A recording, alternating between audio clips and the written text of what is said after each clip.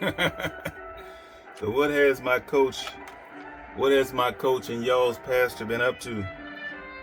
Yes, I do understand this. The one song says I was born by the river in a little tent. It says I was born by the river in a little tent.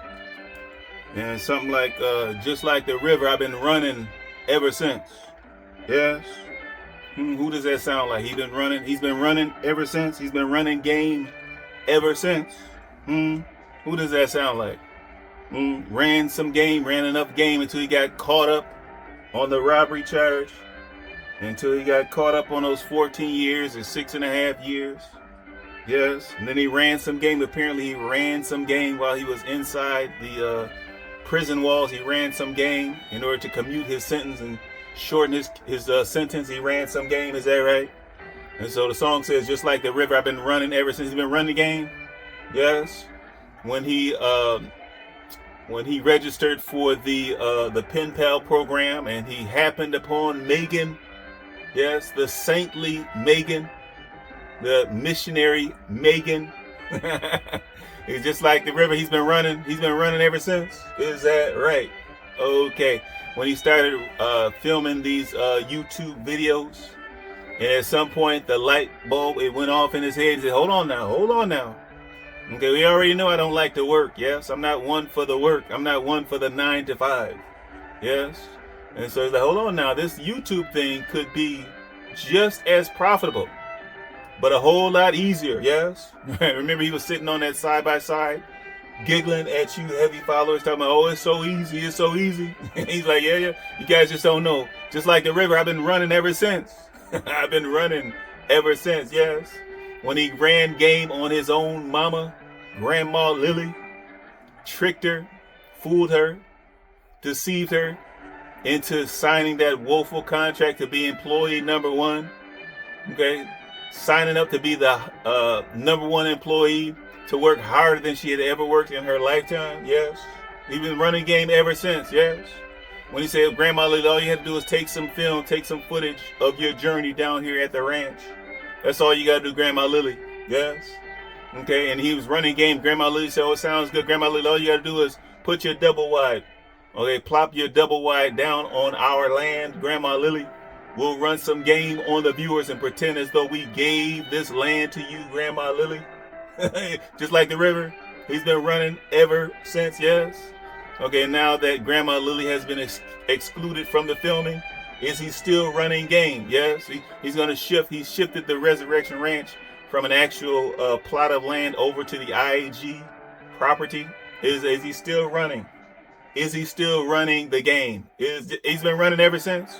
Okay, when he smoothly transitioned from having the Walk by Faith or the IAG Farms supposed not-for-profit business, and he shifted that over to the Resurrection Ranch LLC for-profit business. Remember, he told you guys, okay, that your donations are no longer tax deductible.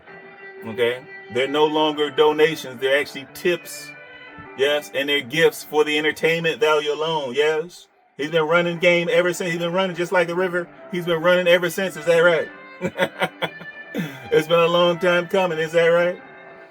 We know that he said supposedly God told him that the videos were just as important as the work of tearing up carpets, as he trespassed on that supposed or that formerly known resurrection cabin. Okay, when he was tearing up carpet, he said God whispered to him and said, hey, taking the videos is just as important as you ripping up carpet. Okay, what God told him that? Good gracious. But he's been running it ever since. Yes. I understand on one of his most recent video, he talked about how the fact they had a supposed not-for-profit IAG Farms, and they were taking the tips and the gifts and what have you. No, they weren't tips. I'm sorry. They were donations back then. Yes. And now he said, well, even today, we're still a non-profit company. We're an LLC, but we're still non-profit. Yeah, I'm like, okay, what are you talking about? Are you talking about the Resurrection Ranch LLC? Are you talking about the Resurrection Campers LLC? Or are you talking about the supposed IAG Farms or Walk by Faith ministry? Is that defunct ministry still not profit? Yes. Is it just a play on words, or is he running just like the river? Is he still running? Is he still running game? Yes. He's still running the game. Oh my goodness, good gracious. But the song says, well, it's been a long time coming, but I know a change. I know a change is going to come. Yes. And so I have to commend my coach. I have to commend the viewers. I have to commend those that have been in the comment areas. I have to commend the reaction channels, the content creator. I have to commend you guys. I have to commend all of you guys. Yes.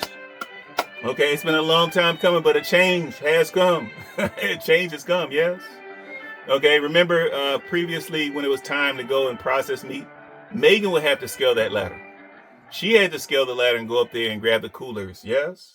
Wash out the coolers. Yes. Get them ready for going to the process. Now Tim is actually scaling the ladder as he should have the previous time. Yes. That's a change, you guys. That's a change. Yes. He left Megan inside to interact with the boys, to nurture the boys, to cultivate those boys, while he went out and did the supposed dirty work. That's a change. Yes. And all this supposed donation of 1,000 pounds of meat. He raised 1,000 pounds of meat. Okay, now he's running the game a little bit when he's talking about, he didn't actually donate 1,000 pounds, yes? Okay, but they took 1,000 pounds worth of meat to the processor, yes? Almost 1,000.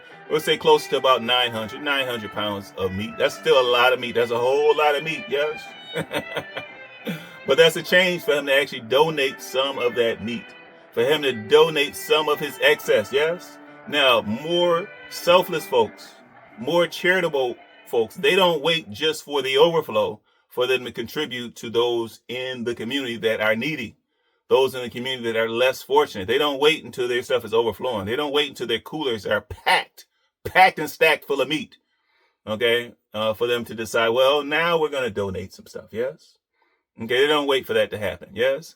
But a change has occurred. We've seen more affection. We've seen more interaction with the boys. Yeah, we've seen more of it, yes? Okay, the other day he was talking about his hot wife. we know that's a big change, yes? Okay? And so he talked about his hot wife, and I think the other time he talked about his lovely wife. I think he also talked about his lovely wife. When have we ever heard that? When have we ever seen that? Yes? Okay, and even though he wasn't unable to catch it on film, we heard him talking about, instead of giving his wife a high five, yes? We know normally he just gives her a high five as if she's one of the boys, one of the men, yes? Talking about what's up. But he actually said, well, give me a hug. Yeah, and he gave her the side hug. Okay, at least it sounded that way, yes? But that's a change. That's a change, yes? And so we have to give my coach and those that contributed to the changes, we have to give them credit, yes? We did not want Tim to stand still. We did not want him to wallow in his deceptive ways. Okay, we didn't want him to dwell on simply misleading folks. Okay, and so we do see some changes, and that's a great thing. Okay, for some reason you think that us reaction channels, we're like biting our lips right now, like, oh snap, Tim is doing some good. We wanted him to do some good, yes? Okay, supposed man of God, yes? Even though he's not a Christian, I suppose he's not a Christian. I don't know. Just like he kind of denounced himself being black. Okay, and it's in the video, it's in the footage. You ready, Tim Rise? Go back to the archives and pull it up. Yes. So just like he denounced being black, of late he's denounced being a Christian. We knew that he wasn't religious. Yes. We knew that he wasn't a church goer. Okay. We knew that he was not under anyone's umbrella as far as being under a bishop of any sort. Yes. But of late, I guess he's denouncing Christianity and he's simply just a believer at this point. Yes. But it's nice to see a change coming. Yes. We knew that God could do it. Now, of course, we know Tim, he's likely to take the credit for the change himself. Yes. Considering his God complex. Yes. If he changed, it's because he changed himself. Yes.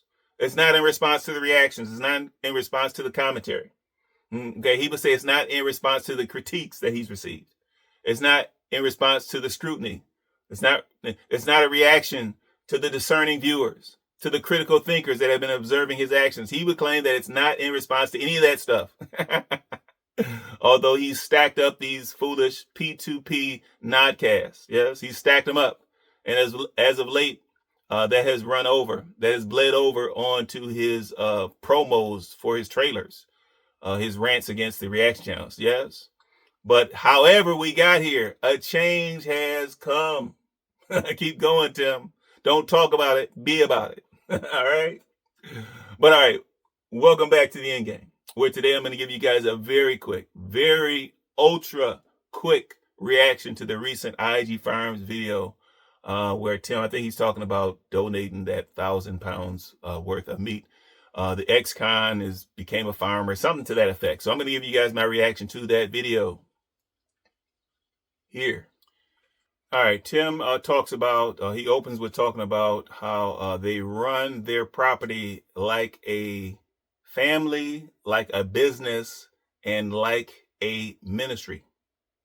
Okay, key word in there being like.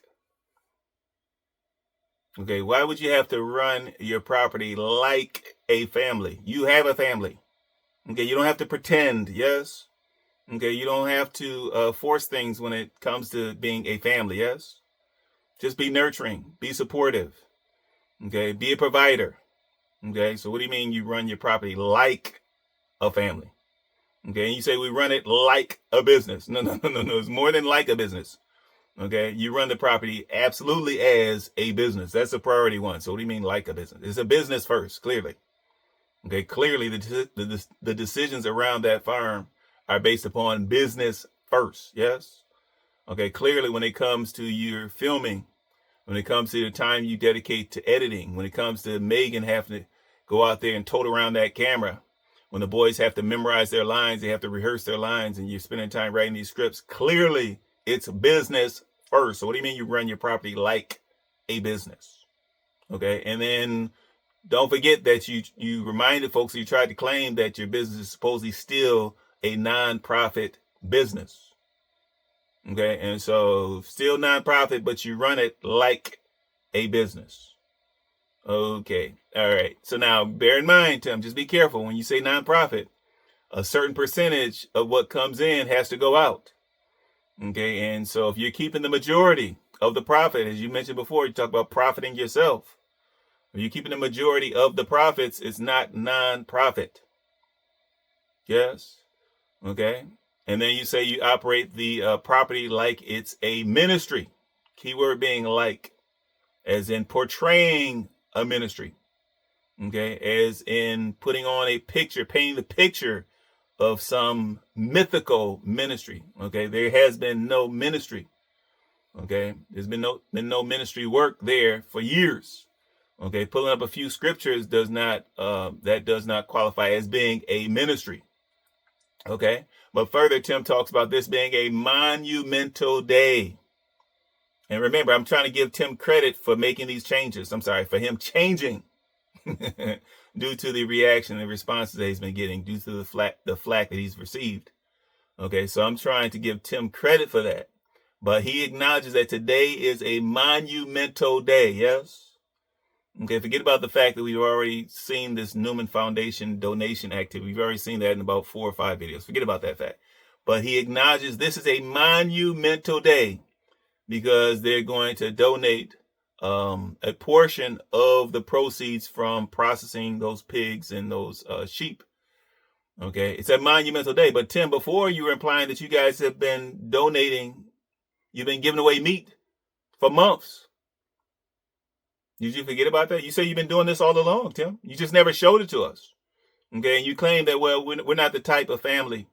We're not the type of ministry. We're not the type of business that has to show, that has to document us donating to the needy in the community, yes? But now all of a sudden you spent 4 or 5 videos on this, Tim?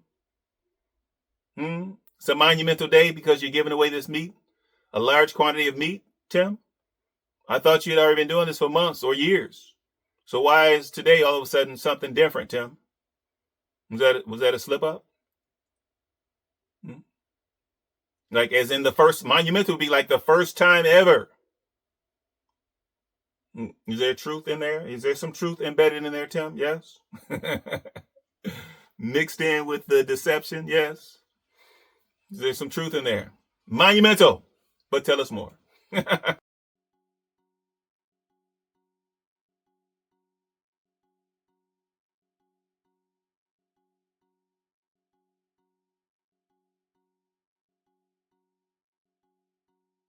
What's going on, y'all? It's IAG Farms, where it's all about God, where the Lord has given us a vision from Ephesians chapter 4, verse 28.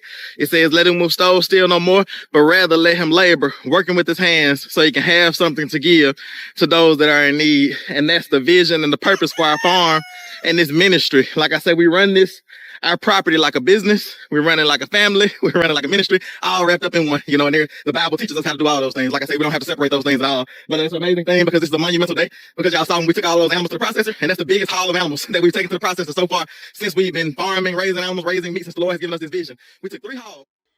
All right, Tim tries to clarify this monumental disclosure that he's made as far as this being monumental. And when we hear monumental, we understand this means the first time ever. But he tries to clarify it by saying, no, this is the biggest haul. This is the biggest haul that we've ever taken to the processor. And he's like, well, we took 3 hogs and we took 2 rams. That's the biggest haul as a farmer. So you're talking about over the past decade. Okay, and certainly over the past 5 years that you've been farming, taking 3 hogs and 2 sheep is the biggest haul that you've ever taken.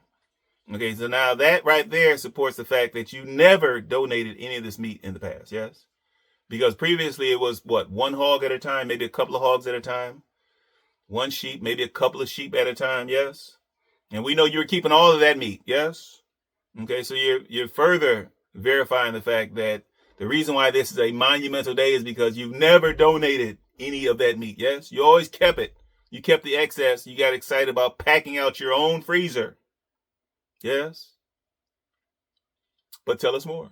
Those animals to the processor, and that's the biggest haul of animals that we've taken to the processor so far since we've been farming, raising animals, raising meat, since the Lord has given us this vision.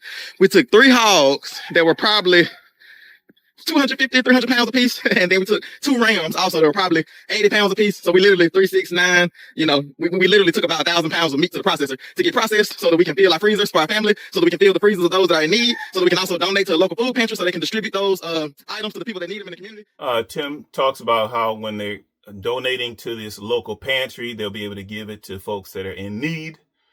He talks about how previously on their processing, it was just practice. They were just practicing. They were just practicing. Yes, with that tainted meat. Yes. And he's saying, well, this meat is less tainted. So it's going to be more succulent this time. Yes. But he talks about how his neighbor, not only are they going to donate to the pantry, but they'll have something to give to their neighbors.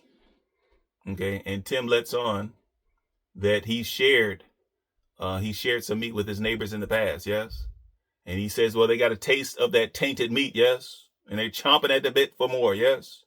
And so even though Tim, on one hand, he acknowledges that meat was subpar, yes? The meat was raised in substandard conditions, okay? And he pawned it off, he pushed it off on his neighbors. He's claiming that they got such a good taste in their mouth from that tainted meat that they want more. They want more. And that was just a trial run, yes? But this meat, he says, is of a better quality. Because the meat, the animals were able to free range, yes? They were able to forage and wander around, not be contained or enclosed, yes? And I'm like, okay, who is he talking about? Clearly, he's only talking about the sheep.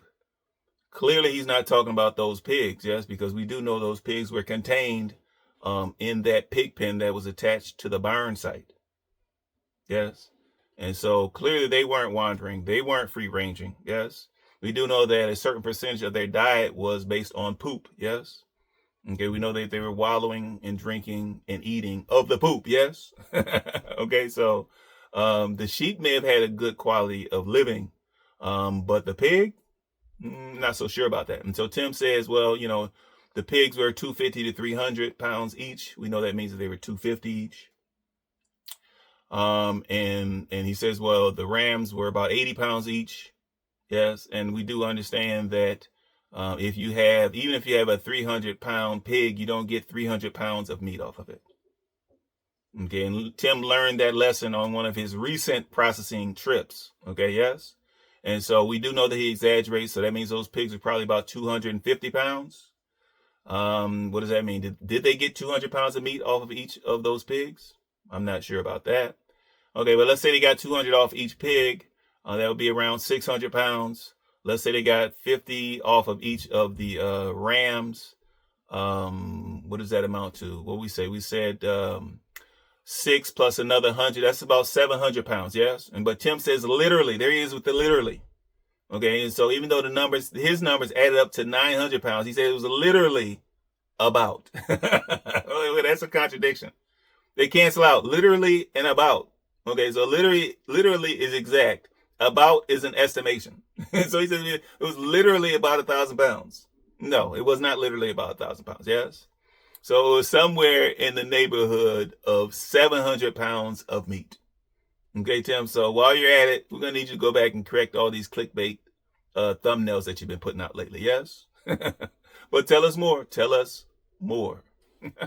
And also so that we can give to our neighbors, because we already have neighbors that's like, because we gave them a taste, and those animals that we got processed over the last, 6 months or something like that. I think we processed 2 hogs and a few ducks and things like that. Like I said, that was all just practice. That wasn't even a real deal. Like this today is the real deal. Today is what we've been working towards. Like I said, all those animals that we took to the butcher before were what we call cull animals. Like they weren't the desirable meat. Like this meat that we're going to pick up, like we took our time, we raised it properly. Our sheep were on pasture. They're young, tender. The hogs, they were, we raised them from spring to a little bit before fall. Like I said, they're going to be young, tender, succulent meat. It's the best of the best. You know what I'm saying? All right. So inevitably, Tim starts to ramble. Yes. Starts to double talk, triple talk. Yes. And so he's talking about, well, we're going to bring back all the meat back to our property first so we can sort through it. We can pick through it just like we used to pick through those donation boxes back in Jackson. Yes. Back when we had the Oasis garage and we used to get first fruit. Yes. So he says they're going to sift through it before they designate what they're going to allow the pantry to have. And Tim talks about the fact that the gentleman at the Newman Foundation, he talks about the fact that they have a history. He talks about the fact they supposedly have a long partnership. Even though shortly in this video, Tim is going to acknowledge that they haven't spoken in years. Years, like 5 or 6 years, they haven't spoken. They haven't had any contact. Okay, Tim indicates that this is the gentleman that was at the church where he guest spoke, yes, when Tim was doing his ordination, 7, 8 years ago, yes. And Tim talks about the gentleman, I guess, was doing the filming. He talks about the gentleman getting things set up for Tim, making sure that Tim was hydrated, making sure that he has his materials, his Bible, etc., so that he could do his sermon. And for some reason, Tim was surprised about the fact that the guy was hospitable, that the church was hospitable for him, when they had a guest speaker, when they had a preacher in training in the facility, in the building, yes? Okay, that's what people normally do. That's what they normally do at churches, yes? They open their arms, yes? In churches, normally you open your arms, yes? You open the doors. Normally, you don't lock the gates, because that's normal church behavior, yes? Okay, but for one reason or another, Tim is surprised, because the gentleman was at least a minister at the time. Maybe he was a pastor, maybe he was an associate pastor at the time, yes? Of course, Tim calls him Brother Newman out of disrespect. Even though Tim showed, Brother Newman or Pastor Newman showed the ultimate respect to Tim when Tim was just a fledgling pastor wannabe. Tim now, he's come full circle, and now he gives this gentleman disrespect in simply calling him Brother Newman. Yes. But Tim talks about, supposedly we had a relationship for years. And he says, supposedly we had a partnership with this pantry for years that goes way back. Tim, you're in the editing room. Tim, you got to catch this stuff, Tim. Okay, so first of all, oh my goodness, what else, Tim? What else? Farm raised on pastures, like I say, moved around, given plenty of room, not confined into a small little space, and then having to live their life like that. But animals that were able to enjoy their life, animals that were able to move around, forage, get the things they need, and that comes across in the taste and the quality of the meat. So I'm super excited. All right, Tim, he talks about the fact that a few years ago, and Tim says, well, maybe 5 or 6 years ago, Pastor Newman or Minister Newman told Tim not to forget about us. Don't forget about us. Back when Tim and Megan, I guess when they were starting up their farm or their garden or wannabe farm or wannabe ministry or what have you, he said, don't forget about us. Yes. And of course, we know that Tim promptly forgot about them. Yes. He promptly forgot about it. Yes. He forgot about that vision and that mission from God, as far as raising farm meat to give away to the needy or the less fortunate. He forgot about that for 5 or 6 years. So now here we are with Tim displaying, yes, he's demonstrating a little bit of honesty here, yes. It's not deliberate though, yes, okay. And so, but us discerning viewers, we can add up the numbers, yes. And so you're admitting that you have been negligent, okay. You've been ignorant of any charitable work for 5 to 6 years, maybe more, Tim, maybe more. Okay, this is your own estimate, yes. But Tim goes a little bit further. He talks about this being full circle. Tim goes a little further and he talks about how, this meat, was free ranging, or this is a high quality meat. This is not the garbage meat. And this is Tim's, this is his wording. He calls it garbage meat. And so he acknowledges that meat that previously went to the processor, the meat that they were previously out there, the rusty meat that they were smoking and what have you. Okay, the previous meat that they did give to their neighbors was garbage meat. He's called it, that's his own wording. We know he's prone to exaggerate the goodness of things, yes? And so if Tim calls that previous meat garbage meat, okay, the meat that supposedly the neighbors got a good taste of and the neighbors wanted more of that garbage meat, yes? If he calls it garbage, then that means, by gosh, it was trash, yes? This meat, unfortunately, this meat is only a little bit better. It's only a little bit better, yes? Okay?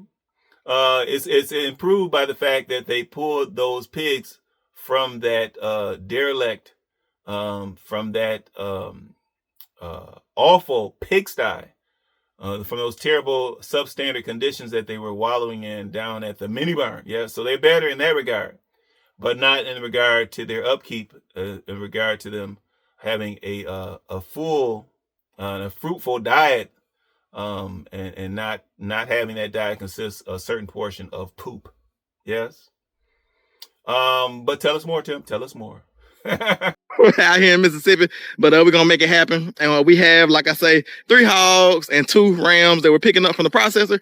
And I know that my coolers aren't gonna fit everything, but we're gonna get as much as we can in those coolers. And then we should be, I probably bring all the meat back home.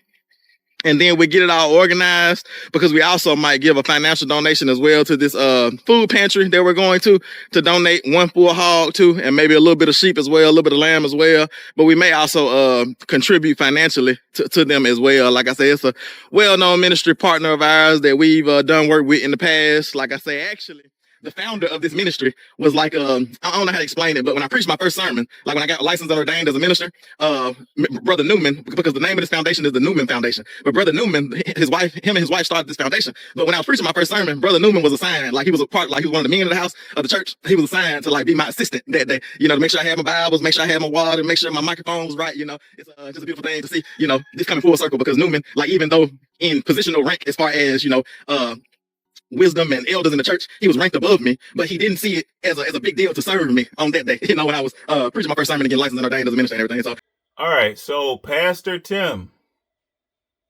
ex-pastor,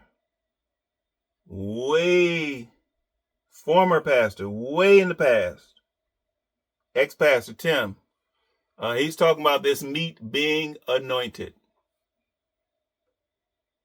Okay, all right, well, I guess that's the play, yes? We know you, just like the river, we know you've been running ever since. Anointed meat. How about that? How about that? Yes, tainted meat being anointed.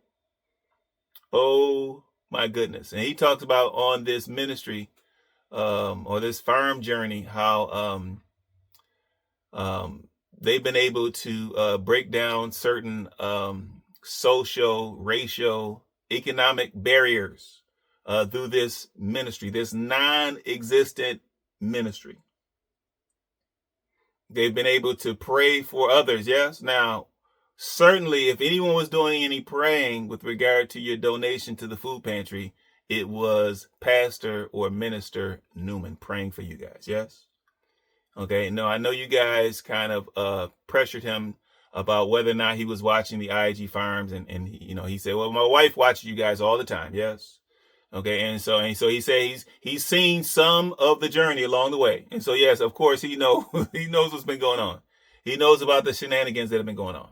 He knows the importance of not just talking about it, not just talking about a ministry, but actually being about some type of ministry work. Yes, and so certainly by all appearance, that Newman Foundation is a valid, it's a fruitful, it's a productive ministry. Yes. So he knows about putting in the actual work. And he's not talking about the work of ripping out carpets on some property that you trespassed on. Yes. Out there at the Woodlands / Resurrection camper or cabin, whatever. So certainly if anyone was praying, he was praying for you guys. Yes. Him and his wife. Okay. But Tim talks about this ministry breaking down certain barriers. And so he's confusing the ministry with the YouTubing. Yes, there's no surprise there. Okay, because at one point he said that the videos were just as important as the ministry. Then he changed it to the fact that God said that the videos were just as important as him ripping out carpet. Yes, but he's confusing the two.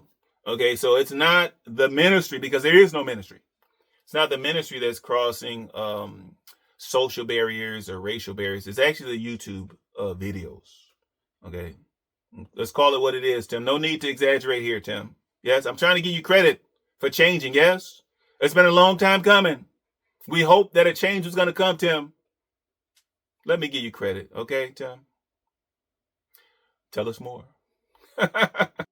Now it just comes full circle to where we're blessing his ministry, because we talked about this maybe like 2 or 3 years ago, maybe even 5, 6 years ago, about once we got started. He was like, don't forget about me, Brother Tim. He was like, remember about us because we got a food pantry. And he told me to remember them. And it's been a lot of hard work, a lot of blood, sweat, tears. Y'all have seen a lot of what we've done to get to this point, but it's so much more. Like what y'all have seen has only been about 20 minutes. That's back when Megan was working full-time and part-time at the college that she worked at. I just remember bringing the boys down. I remember all type of difficult situations, but like I say, all of that is paying off to be able today to donate like good and beautiful meat, not garbage, not the leftovers, but like the top quality premium meat to people that's in need. And just also, like I said, we're gonna keep some to give to our neighbors as well, because I know our neighbors, the ones that we have let taste that good, lamb and that good sausage and that good pork, they're gonna want some more. They've already put their bid in with us. I know we have a neighbor right down the road, Miss Emma, and she loves the lamb and the pork.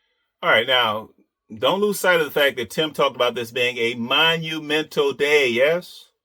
Now, Tim slid it in. He was clever when he slid it in. But Tim says we might also make a monetary donation to the foundation, the Newman Foundation. Might. Keyword being might, yes? Now, if either he's going to do it or he's not going to do it. Yes? And Tim, we know that you're prone to exaggerate. Okay, we know what you do, Tim, yes? And why not just say we're going to give a donation?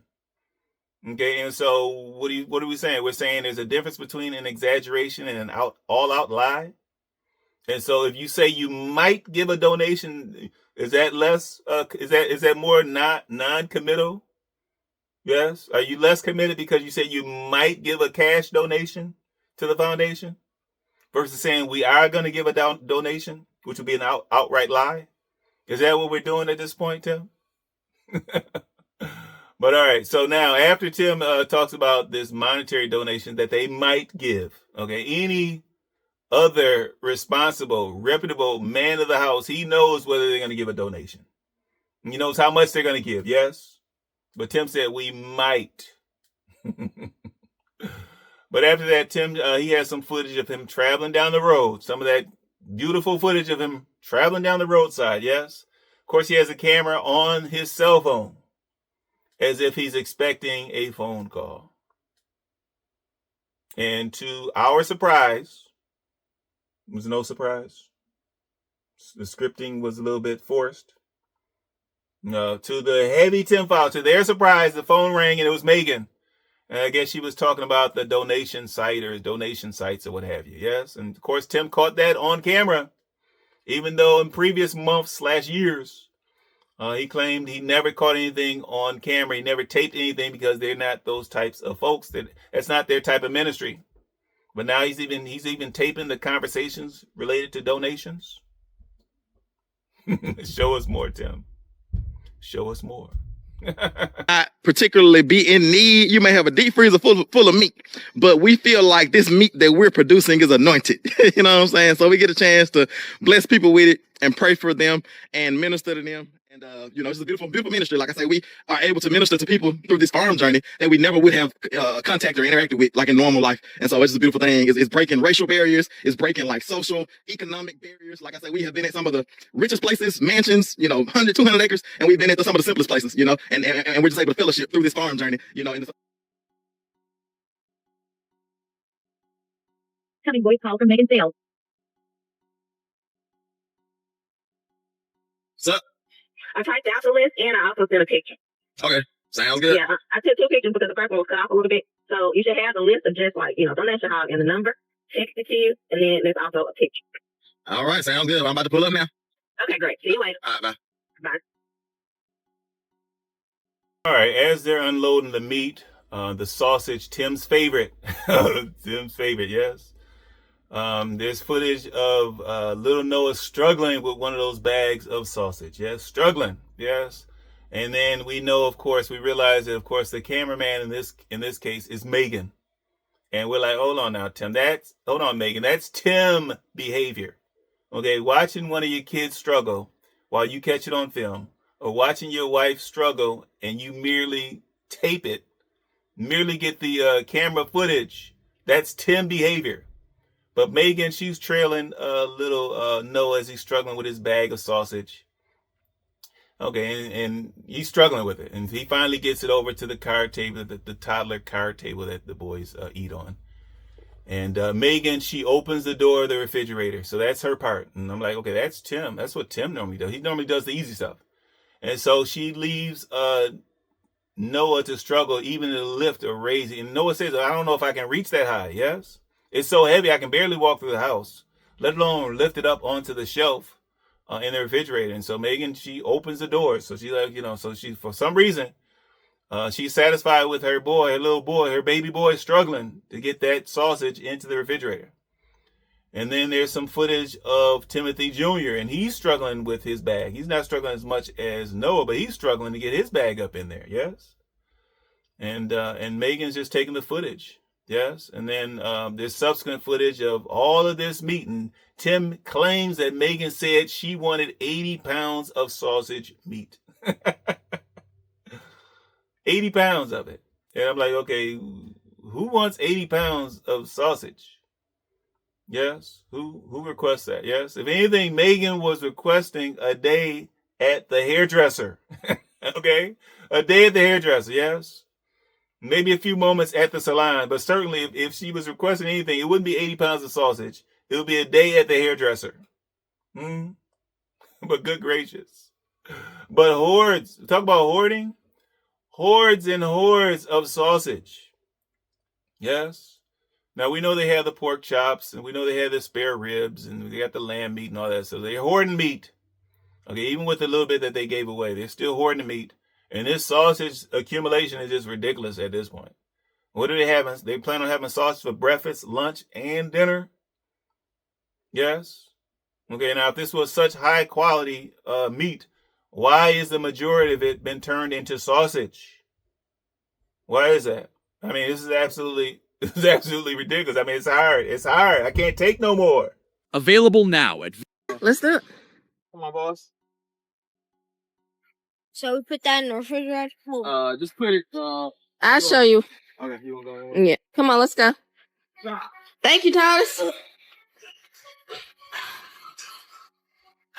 I barely hold one bag of it. All right. Can you get it in there? Yeah, I can lift it that high. Yes, sir. I have to do this. All right. You got it. I got one hand to lift it, one hand to hold it. All right, great job. You got it. Yeah, barely. All right. Yep. That's too bad. Okay, let's close it back. All right, Mama. You gonna be able to handle all that sausage? You say you wanted 80 pounds of sausage now. I can't take no more. That's it for my reaction to that recent IAG Farms video where Tim talks about an ex-convict raising 1,000 pounds of meat when at best is closer to about 700 pounds of meat. Yes. Please like and subscribe. Chop it up in the comments. I want to shoot some love out to my current subscribers. Thank you for showing me that love. It's much appreciated. For those viewers that have not yet subscribed, please consider subscribing so that we can continue to shine that light. Until next time.